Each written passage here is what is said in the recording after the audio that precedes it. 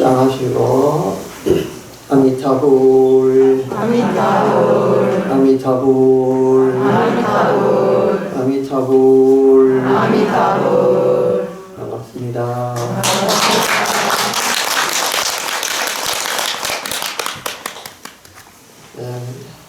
이제 어제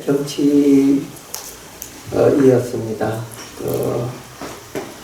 날이 따뜻해지고 개구리가 땅 속에서 봄 기운에 놀래서 뛰어나온다라는 뜻을 가진 게 그 경치입니다.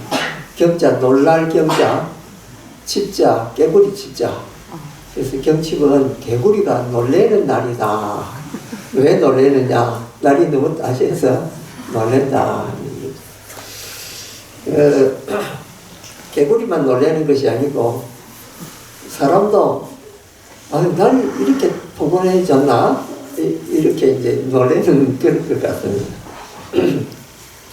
날이 따뜻해지면은 사람의 신체라는 게 참 묘해서 이 날씨에 따라서 이 컨디션이 좀 달라지고 아무래도 조금 따뜻하면은 경직된 이런 몸이 풀리면서 정신도 따라서 조금 활달해지고 좀 자연스러워지고 좀 그런 것 같습니다. 겨울에는 아무래도 좀 뭔가 많이 경직돼 있죠.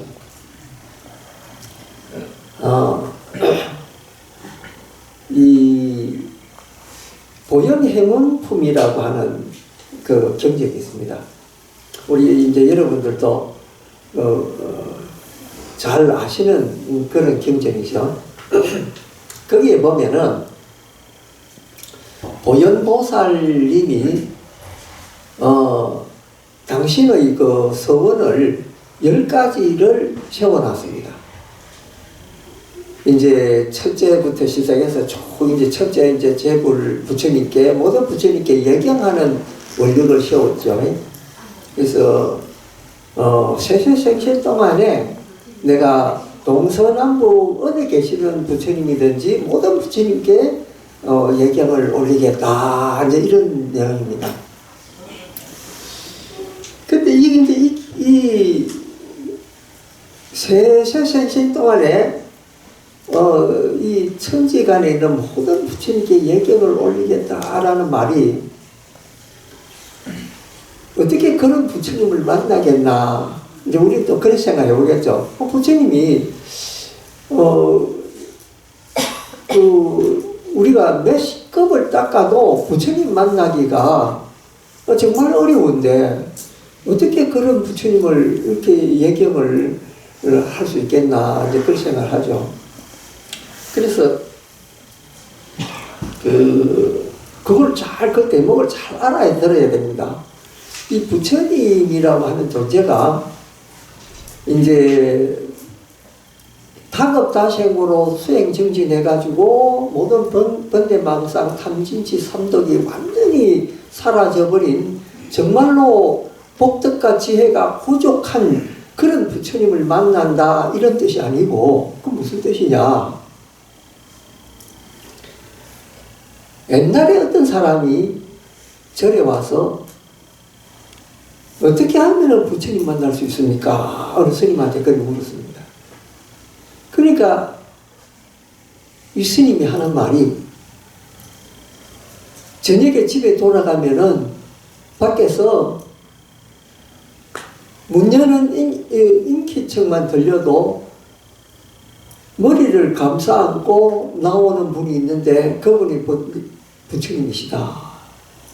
그래 이제 이 사람이 반신반의하고 집에 돌아가서 밖에서 문 여는 인기척을 냈는데 밖 안에서 어머니가 머리를 감고 있다가 머리 물기가 뚝뚝 떨어지는 머리채를 붙잡고 뛰어나가지고 아들 왔느냐고 그러는 거예요. 그 순간에 깜짝 놀랐어요. 그 스님이 말한 부처님 바로 자기 어머니였던 거예요. 그런데 비단 부처님은 그 어머니뿐만 아니고 사면팔방 모든 존재들이 다 부처입니다. 제가 마산에 가끔 가는 집이 있는데 그 집에서 스님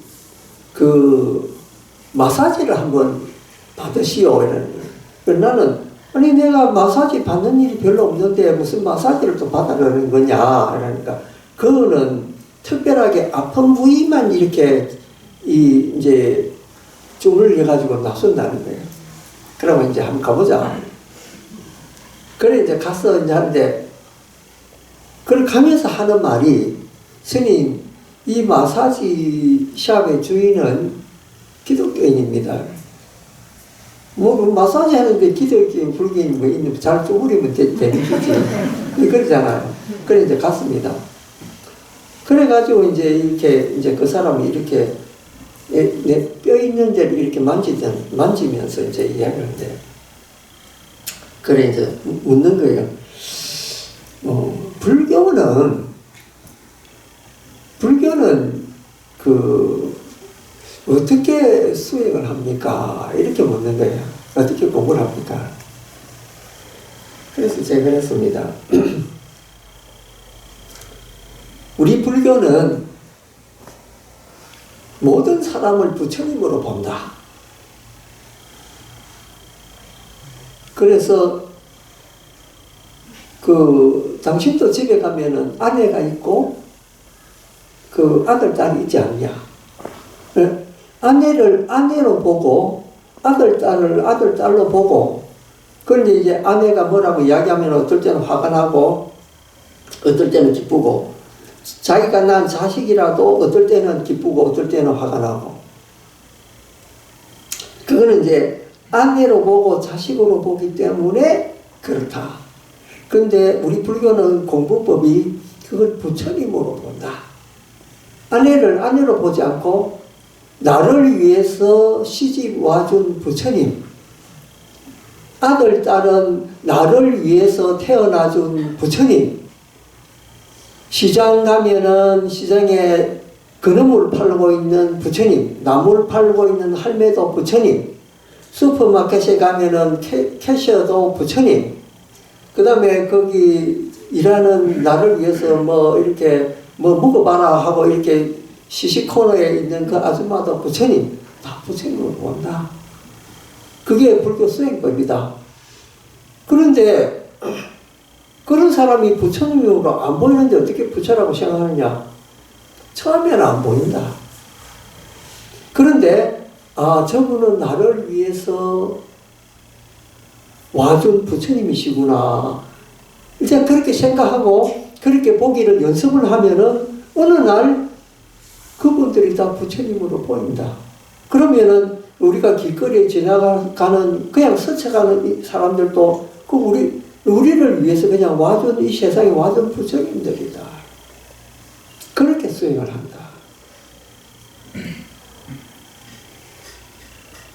그러고 이제 났는데 마사지를 다 받고 나오니까 지갑을 꺼내가 돈을 10만 원을 주는데 왜 주나 이러니까 스님 너무 좋은 법문 들어가지고 제가 감명을 너무 많이 받아가지고 이 돈을 드릴 수밖에 없습니다. 그래서 내가 그 돈은 넣어놓고 한 번 더 다음에 마사지 해도 제가 그랬습니다. 그런데 다음에 진짜 갔는데 이번에는 봉투에다가 그걸 돈을 10만 원 넣어가지고 기어이 주는 거예요. 그러니까 이 사람은 제가 생각할 때 아마 생활에 변화가 좀 있었지 않았나 그런 생각을 합니다. 그 사람이 비록 기독교인이지만은 그 스님이 한 이야기를 듣고 자기 마음이 열렸던 거예요.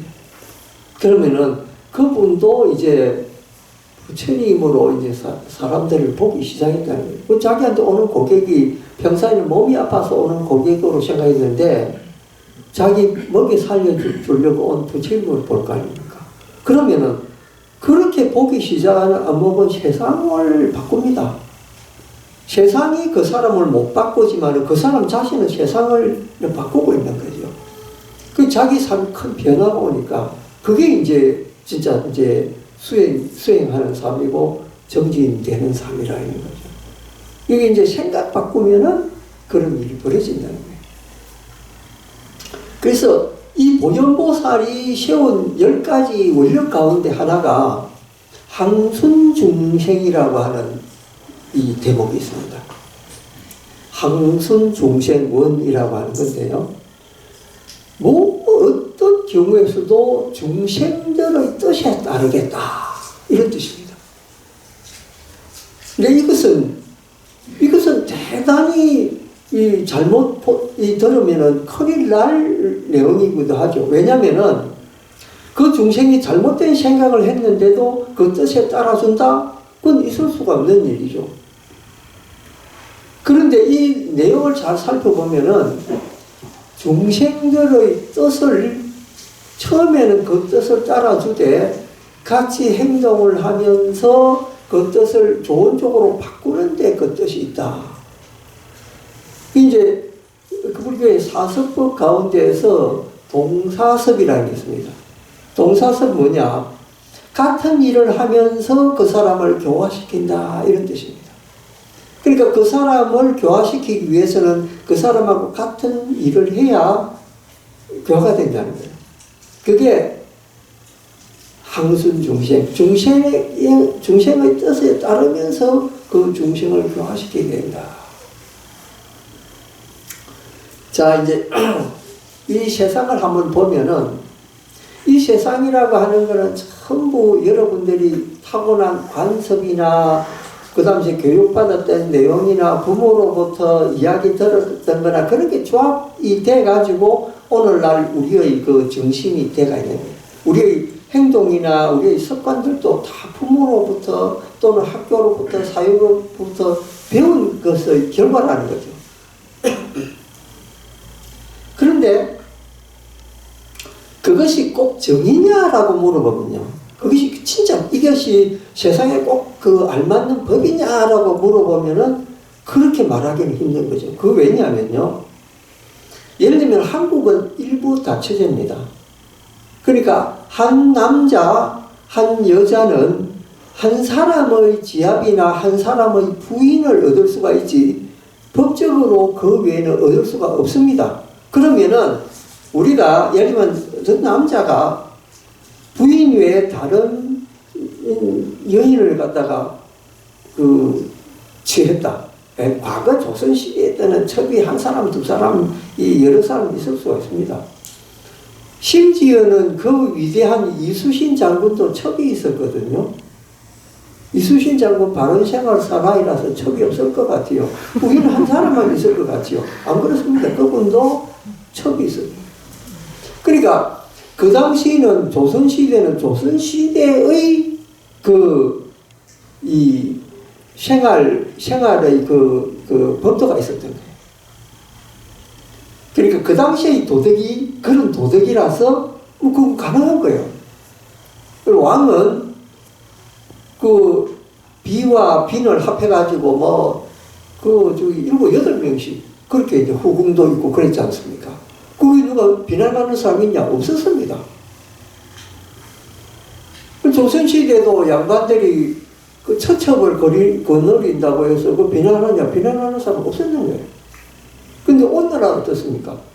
만약에 오늘날 대통령이 부인이 둘이다, 욕 안 하겠습니까? 욕합니다. 그리고 대기업의 회장들, 장관들 이런 사람이 부인이 둘이다, 그러면 그거 욕 안 하겠습니까? 그렇습니다. 그건 왜냐?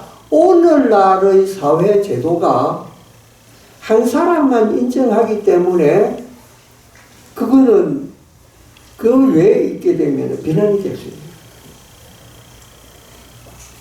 그런데요, 그러면은 인간이라는 게 꼭 일부일처제, 남편 한 사람은 부인 한 사람만 같이 살아야 되고 부인 한 사람은 남편 한 사람하고만 살아야 되느냐?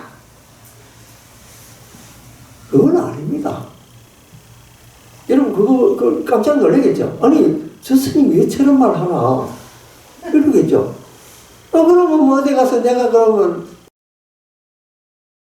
바람이라도 피워야 되나? 그런 뜻이 아니고, 인간이라고 하는 건 딱 그렇게 단정 지을 수가 없다는 거죠. 그 법도라는 게. 자, 한번 시험해 보시죠. 중동에 가면은 부인을 몇 사람까지 얻을 수 있습니까? 4사람까지 얻을 수가 있습니다. 그거는 지금의 법이거든요. 그 지금 아랍의 국가들의, 이슬람 국가들이 법도가 그렇습니다. 그러니까 21세기 지금 번한 이런 세상에 미국이나 한국이나 중국이나 일본이나 거의 자유국가에서는 일부 일체제를 인정하는데 아랍 국가들만 일부 다체제를 허용하고 있습니다. 그것도 인구가 얼마 된 줄 아십니까? 18억이나 되는 인구가 그 법도를 지키고 있습니다. 그러면 어느 게 맞나라고 물어보면 어느 게 맞다라고 이야기가 할 수 없는 거예요. 왜? 그거는 그 나라 법도이기 때문에 우리가 어떻게 감나라 배나라 할 수가 없는 이야기.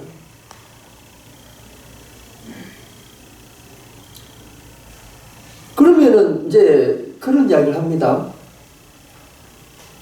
우리가 그 나라에 감나라 배나라 할 수 없듯이 그 나라에서도 우리나라에 대해서 감나라 배나라 할 수가 없어요.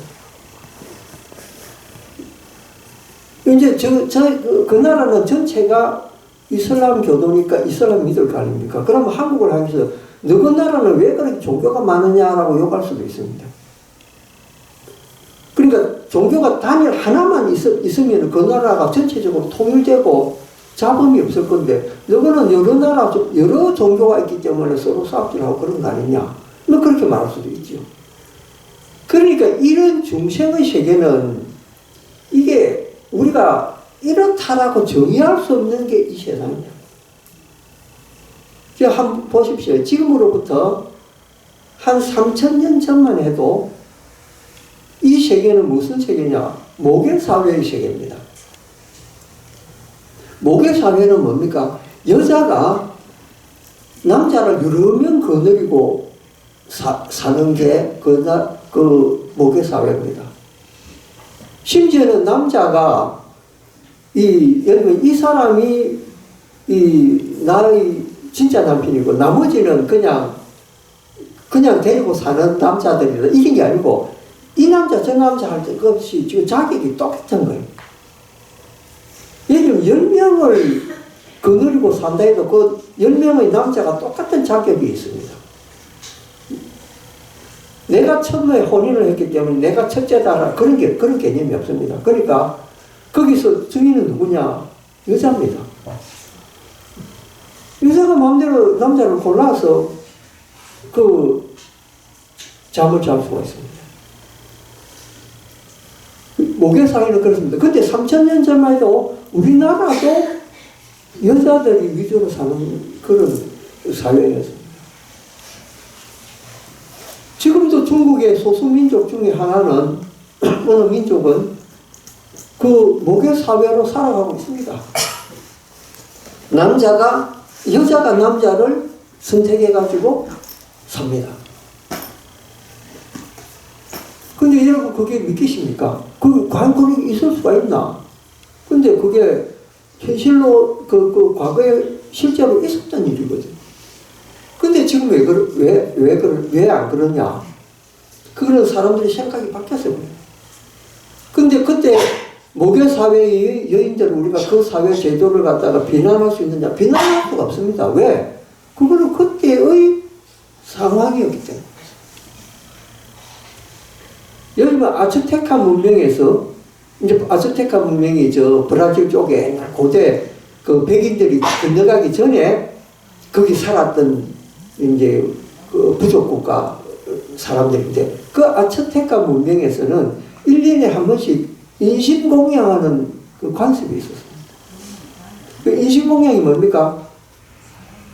해와 달 천지를 향해서 사람 목숨을 빼앗아 가지고 그걸 공양을 올리면서 우리 부족을 무사하게 해주십시오. 잘 살게 해주십시오. 풍년들게 해주십시오. 이런 기원하는 거예요. 그 사람 목숨을 꼭 죽여가면서 그 기원을 한 거예요. 근데 그거는 그때의 풍속이에요. 근데 지금 그 사람들을 비난할 수 있습니까? 비난할 수 없습니다. 왜? 그거는 그때의 관습이기 때문에 그런 거예요. 지금은 그런 관습이 없어졌기 때문에 그런 걸 안 할 뿐이에요. 이처럼 우리가 생각하는 것이 옳다라고 생각하는 그게 과거에는 틀린 것이고 지금은 맞을 수도 있고, 그리고 우리가 옳다라고 하는 생각이 과거에는 틀렸는데 지금은 맞는 것도 있고, 그러니까 사람들은 어떤 관습을 가지고 있느냐 또는 어떤 생각을 가지고 있느냐가 굉장히 중요합니다.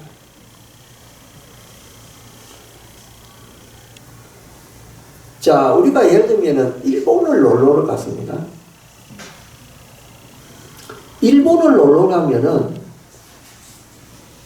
애들이 아주 예의가 바른 걸 볼 수가 있습니다. 식당에 가도 그 식당 종업원들이 아주 예의가 바르고 인사성 좋고 그걸 볼 수 있습니다. 그리고 어깨 살짝 부딪히도 일본에서 아이고 스미마셍 잘못했습니다. 그렇게 이야기합니다. 자기가 잘못했는데도 자기가 먼저 사과를 해요. 우리가 잘못했는데도 그 사람이 먼저 사과를 합니다. 그게 일본 사람들입니다. 그 왜 그렇습니까?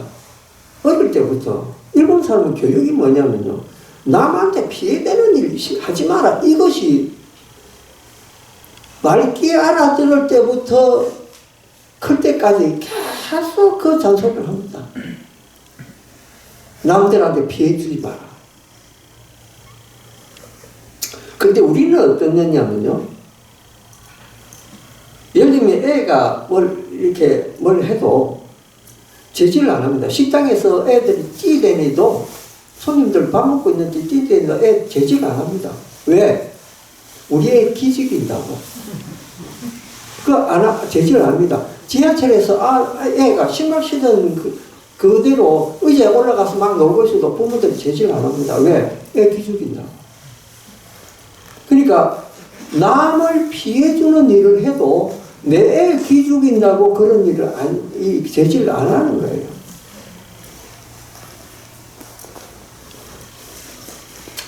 제가 뭘 말하고 싶어 하느냐면요, 우리나라 사람들이 애를 나쁘게 키운다, 이걸 말하려고 하는 게 아닙니다.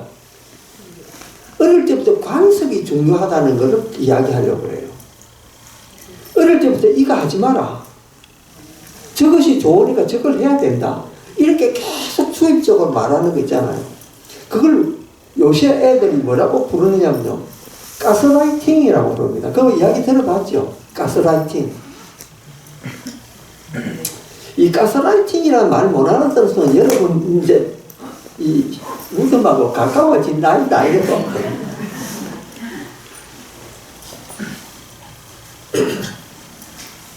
중국말에 그런 게 있습니다. 죽을 때까지 배운다, 이런 말. 우리가 배워야 되는 거거든요. 그러니까 오늘 이제 가스라이팅을 제가 좀 말씀을 드리겠습니다.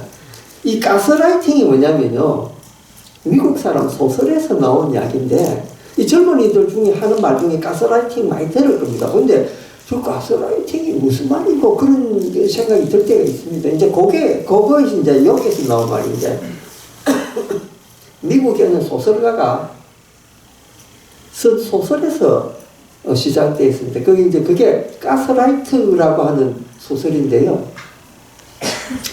그 가스라이트가 가스등이라는 뜻입니다. 옛날에는 왜 가스로 등을 켰잖아요. 원래 촛불로 켜다가 촛불에서 발전이 돼가지고 가스로 켜다가 지금 전기로 켰잖아요, 등을. 근데 그 가스등이 결혼에는 이 내용이 그렇습니다. 결혼에 남녀가 있었는데, 그 결혼의 남녀가 이제 남자가 이제 여자가 이렇게 침대에 누워 있으면 가스등을 켭니다. 가스등을 켜면서 이제 여자가 이렇게 하고 싶은 거를 이야기를 합니다. 뭐 좀 쪄다 줘, 뭐 해줘. 그러면 그 남자가 그 일을 해줍니다. 해주면서 근데 이제 가스등만 켜놓으면은 그 일을 해주고 가스등 없을 때는 그냥 네가 알아서 해라. 그러니까 가스등 켜가 있는 동안에는 여자가 남자를 시킵니다. 시키면은 그 남자는 그 여자 손을 다 내려줍니다. 심부름을 다 해줘요. 그러면서 은근히 뭐라고 하냐면 니는 내 없으면은 이런 일도 제대로 못할 거야. 이런 이야기를 또 따라서 계속 해줍니다. 그럼 그 여자가 남편이 없으면은 자기 인생에 아무것도 못하는 걸로 이제 점점 세뇌가 돼가. 마침내는 그 남자가 없으면은 자기 인생에 아무런 의미도 없고 남자가 있어야만이 자기 인생에 어떤 의미가 주어지고 어떤 일이든지 그 남자가 있어야 되는 걸로. 그렇게 이제 사람이 변해갑니다. 근데 그 남자는 끊임없이 그 이야기를 니는 내 없으면은 살아갈 수가 없다는 걸 계속 이야기를 해줍니다. 그게 결국은 병이 돼가지고 그 여자는 진짜로 그 남자가 없으면 안 되는 존재가 됐어요. 자기 개인으로서는 아무것도 할 수가 없어요. 그거를 우리는 뭐라고 부르냐? 가스라이팅이다. 예를 들면 우리가 어디 놀러 가는데 친구 없으면 밖에 못 나가는 사람이 있습니다. 그 친구가 전화해가지고 오늘 날씨 좋으니까 밖에 놀러 나가자. 그래. 자기 혼자는 못 나가. 그러면 그 친구한테 계속 가스라이팅을 당한 거예요. 그 친구가 놀러 가자 해야 놀러 갈 수 있어요. 자기 혼자는 뭐든지 할 수가 없어요. 그런데 우리 인생이라고 하는 것은 그런 것만 가스라이팅 한 게 아니고 부모로부터 앞으로 네가 남편 잘 만나려면은 이렇게 공부를 잘해야 돼. 출시하려면은 공부를 해야 돼. 이것들도 다 가스라이팅입니다. 그 애들한테 세뇌 교육시키는 거거든. 자, 좋은 남편 만나기 위해서 네가 공부를 잘해야 돼. 그러면 내가 좋은 남편 만나기 위해서는 공부를 잘해야 된다, 잘해야 된다. 이런 가스라이팅이 계속 되는 거예요. 그럼 결국 뭐냐? 공부하는 목적이 좋은 남편 만나기 위해서 공부하는 걸로 목적이 바뀌는 거예요. 자기 개인의 행복과 자기 한 사람의 인생을 위해서 공부하는 것이 아니고 오로지 남편을 잘 만나기 위해서 공부한다라고 가스라이팅이 돼버리는 거예요. 금다는 거죠. 그러면 예를 들면은 너는 공부를 왜 하니 할 때 나는 판검사가 되고 의사가 되기 위해서 공부를 해야 돼. 부모가 계속 이런 말을 하잖아. 그래야 네 인생은 행복하다. 그러면은 그게 이제 가스라이팅이 되잖아요. 그러면 내가 공부하는 목적은 의사가 되기 위해서 판검사가 되어서 난 공부한다. 이게 가스라이팅이 돼가 계속 그러면 그럼 그 사람이 가지고 있는 행복은 없어지는 거예요. 왜? 목적이 판검사 되고 의사 되는 게 목적이니까. 그걸로서 가스라이팅을 당했기 때문에. 그래서 이 인생에 있어서 가스라이팅은 그렇게 건강해요. 자, 이것만 가스라이팅이냐? 그게 아닙니다. 또 가스라이팅이 있습니다. 예를 들면은 나라에서 다른 나라에서는 이걸 해도 되는데 대한민국에서는 이거 하면 안 된다라는 게 있습니다. 법적으로 만들어놨거든. 그럼 사람들 사이에서 야 이거 하면 안 된다 하더라 안 된다. 그 가스라이팅이거든. 근데 자유세계에 가보면은 이거는 우리나라에서 통제됐던 게 그 나라 가니까 통제가 안 된 거예요. 너무 자유로운 거예요. 왜? 그동안 내가 가스라이팅을 정부로부터 당했기 때문에. 그러니까 이게 가스라이팅이 얼마나 겁나는 거냐 이거 알 수가 없어요. 그 가스라이팅을 깨자고 하는 게 뭐냐? 그게 불교입니다. 부처님은 늘 말씀하셨죠. 깨어있어라.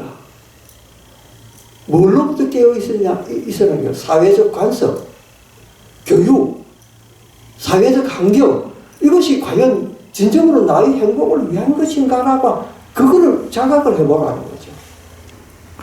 근데 사회로부터 내가 가스라이팅 당하고 부모로부터 가스라이팅 당하고 친구로부터 가스라이팅 당하고 또는 우리가 보는 텔레비전이나 라디오나 이런 걸로부터 가스라이팅을 당할 수도 있습니다. 이런 일을 해야 너는 행복하다라고 그렇게 남이 이야기했다고 해서 내가 과연 행복하냐? 그게 아닙니다. 나는 내가 좋아하는 일을 해야 행복한 거거든요. 근데 사람들은 내가 좋아하는 것이 뭔지 모르고 남들이 좋아하는 것이 그게 잘 좋아 보이니까 따라합니다. 근데 그거 자기 적성에 안 맞을 수도 있거든. 행복하냐 물으면 안 행복합니다. 왜? 가스라이팅을 당해서 따라하는 거에 뿐인 거예요. 그러니까 이 우리 생각 하나 바꾼다는 게 얼마나 어려운 건가 알 수 있습니다. 불교는 그래서 가스라이팅을 당하지 말고 늘 깨어 있어라. 그래서 부처님 그런 말씀 하시잖아요. 비록 내가 한 이야기라도 의심을 한번 해봐라. 이렇게 부처님 이야기합니다. 그리고 부처님은 겁나는 분이에요. 왜냐하면 세상의 모든 종교인들, 교육가들, 철학자들 이런 사람들이 모두 다 내 말을 믿어라라고 이야기하거든요. 내가 진리고 내 가는 길을 따라오면 너도 다 구원받고 잘 살게 된다 이야기. 모든 종교 지도자들, 모든 철학자들이 다 그런 말 합니다. 그 중에서 꼭 한 분, 부처님만이 내가 한 말도 너희들 의심해가지고 생각해봐라. 이렇게 이야기합니다. 그리고 내가 한 말을 의심해가지고 의심하고 결론에 도달해가지고 그 말이 진리구나라고 할 때 그때 내한테 오너라. 그게 부처님이십니다. 그러니까 부처님도 그 당시 가스라이팅이라는 말은 없었지만은 사회적 관습이라든지 이 사회적 습관에서부터 벗어나라. 그리고 올바르게 보는 것이 무엇인가 그걸 배워라. 이걸 말씀하십니다. 그래서 부처님 말씀을 참 진리라고 이야기해요. 내가 부처님 말씀 참 진리입니다라는 것도 가스라이팅입니다. 여러분들이 의심하고 여러분들이 부처님 말씀을 한 구절 딱 맞다 그러면 그에 대해서 여러분들이 사색을 해야 됩니다. 이것이 과연 진리인가라고 한번 생각해봐야 돼요. 그게 사실과 부합하고 세상의 흐름과 맞고 그럴 때 아 이것은 진리구나. 이렇게 이제 이야기.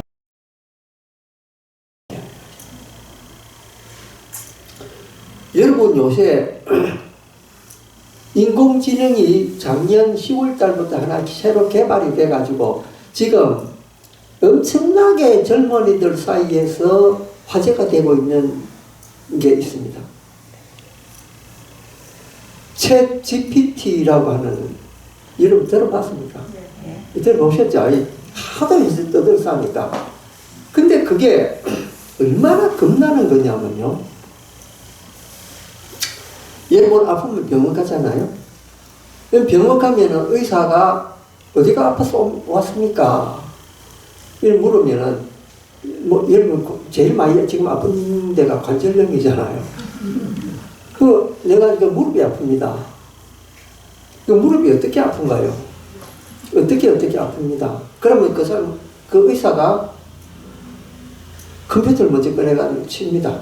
그러면은 여러분들은 안 보이지만은 그 의사 뭘 쳐다보느냐면요. 관절염에 관한 증상이 쫙 써지가 있는 그 모니터를 보고 있습니다. 그러면 어떻게 아프다라면 그 어떻게 아프다라는 그 정체를 또 딱 봅니다. 그러면은 그 정체가 아프면은 어디가 문제고 뭐 예를 들면은 그 골다공증이 있으면 골다공증은 이런 정체가 있고 그 연골이 달아가 없어졌다면 그 연골 달아 없어진 정체는 어떻고 이게 모니터에 쫙 나타납니다. 그러면 의사가 뭐라고 하냐면 뭐 어떻게 아프죠? 라고 묻습니다. 그럼 뭐 여러분들 놀랍니다. 난 내 아픈 데를 쪽집게처럼 집어내네? 근데 의사가 그 수많은 환자들이 이야기한 그 쌓인 데이터를 보고 이야기를 하는 거거든. 그 사람이 너무 그게 뭐 잘 알아서 그런 건 아니고, 그 모니터 안에 그 대답이 다 있습니다. 어떻게 정체가 있으면 어떤 문제가 있다라는 그게 다 나와 있어요. 근데 그게 한두 사람의 문제가 아니고, 여러 수십 명의 정체를 모아가지고 거기에 딱 답을 해놓은 거야. 그걸 보는 거죠. 그런데 여러분들이 알고 이제 이야기 들은 그 챗 GPT라는 것은 전 세계에 있는 그런 정체들을 다 모아가지고 몇십 초 만에 이야기를 해줍니다. 그러면은 의사한테 묻는 게 낫겠습니까? 아니면은 인공지능한테 묻는 게 낫겠습니까? 인공지능한테 묻는 게 낫겠죠? 그런 식으로 이 인공지능은 의사가 보는 거는 조그마한 노트에, 모니터에 나타난 거에 불과하지만은 이 인공지능은요, 순식간에 전 세계에 있는 데이터를 다 모아가지고 한꺼번에 이야기했습니다. 그러니까 진단이 아주 정확합니다. 의사보다 더 정확해요. 그러면 의사 필요 있습니까? 없습니까? 필요 없습니다. 여러분, 우리 범죄를 지었다. 그러면 판검사 앞에 가가지고 그 판례를 받죠. 그러면 그 사람들이 뭘 보고 판결을 내립니까? 전에 이 사람이 비슷한 범죄를 저지른 사람이 있었는데 판결이 어떻게 됐나 하고 그거 체크봅니다. 그러면 그 유사한 거 딱 잡아가지고 니는 뭐 3년이다 5년이다 하고 때립니다. 그런데 이 챗GPT는 과거에 있던 모든 범죄 사실을 다 총합해가지고 딱 결론 내려가지고 이 형량을 때립니다. 그러면은 판사는 인정해 가지고 여러분 뒤에 뒷돈먹이면은 조금 형량 가볍게 해주고 좀 보고 자기하고 기분 좀 나쁘게 하면 형량 팍 올리지. 판사 마음대로잖아요. 그냥 때리는 게. 엄청난 죄를 지도 그냥 집행유예로 나오는 사람도 있고 조그마한 범죄 짓는데도 감옥에 몇 년 있는 사람도 있습니다. 이게 지금 불공평합니다. 판사가 때리는 것도. 그런데 인공지능한테 맡기면 어떻습니까? 인공지능이 돈 받아먹습니까? 그런 거 없거든. 제대로 옛날에 판결대로 때립니다. 그럼 누구한테 판결 맡기겠습니까? 인공지능한테 맡기고. 판검사가 사라집니다. 그 다음에 인공지능이 뭘 합니까? 내가 궁금한 거 물어보면 다 이야기했습니다. 예를 들면 이런 것도 물어도 됩니다. 기독교가 심오하냐, 불교가 심오하냐. 그러면은 전 세계에 있는 데이터 다 모아가지고 이야기했습니다. 저는 진짜 정직한 거거든요. 지금은 이제 이 발전 단계라서 오류도 있습니다만은 앞으로 10년 정도 지나가면 정말로 우리가 놀랄 만큼 그런 정보가 나올 겁니다. 그게 앞으로 우리가 살아가야 되는 세상이고 여러분 손자 손녀들이 살아갈 세상입니다.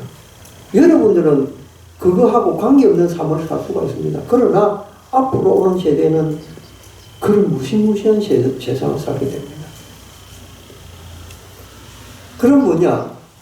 이 인공지능이 인간을 지배하게 돼요.